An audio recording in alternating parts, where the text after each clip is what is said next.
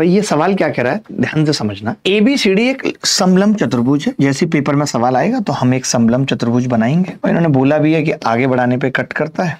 समलंब चतुर्भुज का मतलब ABCD एक समलंब चतुर्भुज है, AB और CD। आपने कहा कि AD को और BC को आगे बढ़ाने पे विस्तारित करते हैं तो ये F पे कट करता है। आपने कहा AB 4 है, AB 4, इसमें एक कॉन्सेप्ट सिखाऊंगा, आपको अच्छा लगेगा, और ये 3 है, ठीक है। ABCD का परिमाप दे रखा है 11 और आपसे AFB का परिमाप पूछ रहा है, बड़ा ही प्यारा सवाल। अब मैं ये कह रहा हूं, अब देखिए एक तरीका तो ये है कि मैं इसकी भुजा को x मानूं, एक तरीका तो ये है कि मैं इसकी भुजा को x मानूं। अब ये 4 और 3 7 तो हो चुका है, और टोटल परिमाप 11 है। एक भुजा आपकी 3 हो चुकी है, एक भुजा आपकी 4 हो चुकी है, तो बाकी की 2 भुजा का जो सम है वो कितना बचा है, 4 बचा है। तो एक तो ये तरीका है कि मैं x मानूं और ये 4 - x हो। अगर आप मान ही रहे हो तो आप कुछ भी मान लो। तो आपने कहा कि जी 0 मान लो, मैंने कहा लो मैं 0 मान लेता हूं। अगर ये 0 है तो फिर ये 4 ही हो गई। अब आप देखो पेरीमीटर ठीक है, 4 और 4 8 और 3 11। ये 0 मानना कोई नहीं सिखाएगा, ज्योमेट्री में 0 मानना मैंने ही बताया पूरे संसार को। तो ये 4 और 4 8 और 3 11, अभी सही है सब। अब आपने एक बात कही कि जी देखो ये लाइन पैरेलल है, ये लाइन इसके पैरेलल, और इसकी भुजाओं का अनुपात, इसका मतलब है कि ऊपर वाला ट्राइंगल FDC सिमिलर है पूरे के।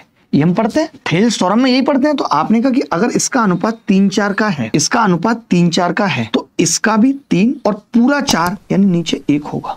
ये कह सकता हूं, यानी 1 की वैल्यू अगर 4 है तो 3 की कितनी होगी, 12 होगी। आपसे पूछ कह रहा है AFB का परिमाप। अगर ये 0 है तो 0 ही हो गया भाई, 0 का तो क्या ही हिसाब किताब लगाएंगे, 1 की वैल्यू 0, 3 की भी 0। अब आप बताओ पेरीमीटर कितना हो गया, 12 और 4 16 और 4 20, ये